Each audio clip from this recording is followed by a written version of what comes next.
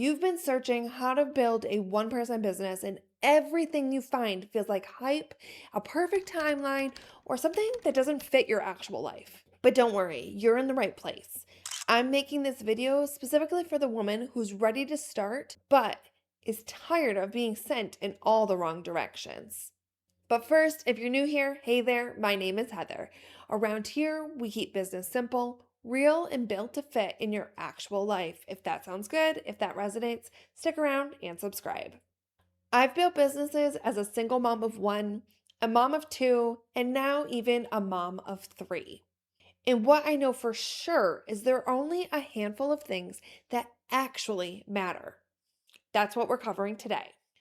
The first thing that actually matters is knowing your why. And I don't mean a pretty mission statement, the kind that you write down and never look at again.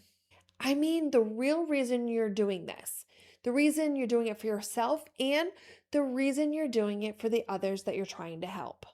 Every business I've built has had its own why. With my children's clothing business, I wanted to create inclusive clothing for children. Ones that didn't fall into the gender norm. Bolder colors, more expression, more freedom. And one of the moments I'll never forget is when a mom reached out to me asking to custom make onesies for her son who had a skin sensitivity issue. The little boy's dad was a vet and he had limited use of his hands. There's no way he could dress his son with all those snaps that are on the baby clothes. So I created organic cotton onesies with fun prints and zippers so dad could finally dress his son. That's what a real why looks like. It doesn't have to be huge, it just has to be yours. And that brings us to the next thing that actually matters. This one might surprise you a bit. You don't need a degree, you don't need a certification, you don't even need to be the most qualified person in the room. You need to look at your own life experience differently. Take my food trailer, for instance. I'm not a trained chef.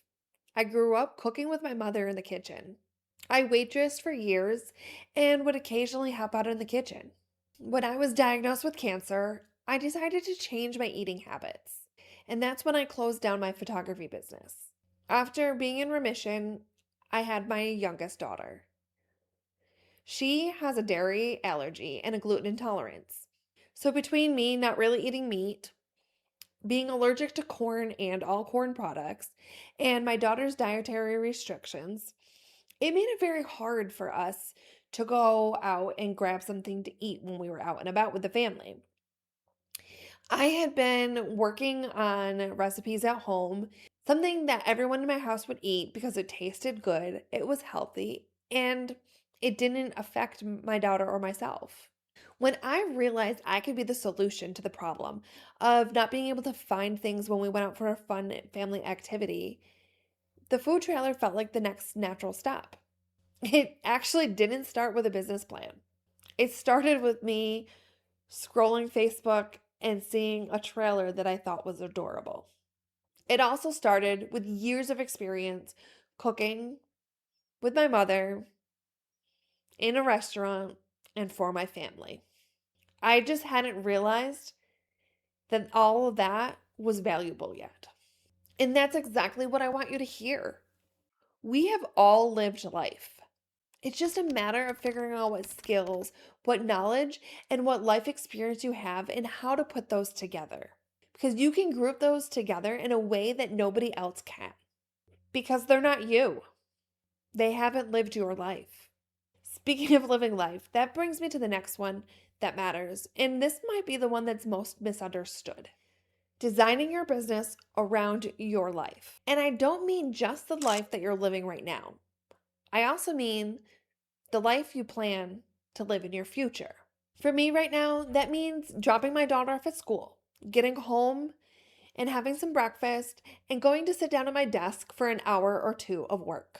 It's grocery runs or grocery pickups, and picking kids up from school, getting kids to after school activities or their job, maybe even game day or some of my volunteer activities.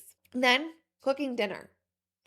And some nights it means while people are winding down with either TV or taking their shower, it means I go back and sit down at my desk and finish up something I was working on earlier. But every school night, I sit down on my daughter's floor as she goes to bed. And on Fridays and Saturdays, it's family movie night or a family activity. That's my real life. And my business has to fit into it, not the other way around. But here's also what I want you to think about. Don't create a business today that might cost you your tomorrow. What do I mean by that? Don't build something that's going to cause you to hustle for your future. If you want to take the kids on a month-long vacation or move across the country, don't chain yourself to a location or make a business model that makes that impossible. What you're building today has to fit your future.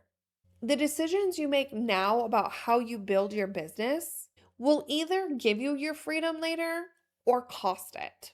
Build for today, but keep an eye on the business you want tomorrow and 3 years from now. And that leads me to something that has shown up in every single one of my businesses throughout the years. That's values. Values are one of the most important parts of a business. Staying true to myself, even when it's hard, has always been a driver for me. And that means staying true to my values in the way I build my business and the way I show up daily. I won't make a post just to get views if it doesn't align with who I am. I won't sell something that I don't truly believe in. I won't bait someone to get a click. And I will not compromise who I am to get ahead. That all might sound simple, but in a world where people are telling you to do whatever it takes to get ahead, that's actually counterculture. And here's why it matters for your business. When you build on your values, you attract the right people. The ones who actually want what you have to offer. The ones who trust you. And trust is a foundation for every business that actually lasts. And this last one, this is probably the most important one that I could say to you today. There is no set timeline. Every business that I've built has moved at its own pace. My first business took the longest, and that makes sense. It was the first business I ever built. I was learning something and doing something I had never done before. That learning curve, it's okay. If this is your first business, that's okay. Give yourself grace. Learn Business You, the business that I'm building right now, is actually probably the second hardest, taking the second longest. And that's because I'm building a business online. I'm learning new skills that I didn't need before in an entirely ever-changing world. But here's what I really need you to understand. The world we live in today makes it feel like everyone is doing it fast, faster than you. That everyone else has it figured out overnight. What we're not seeing sometimes is that overnight success. It took years to get there sometimes. You will get out of a business what you put into it. It just might take some time before you see it.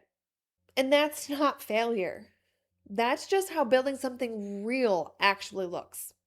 So start, do the work, stay true to yourself, and release the pressure of the timeline that was never yours to begin with.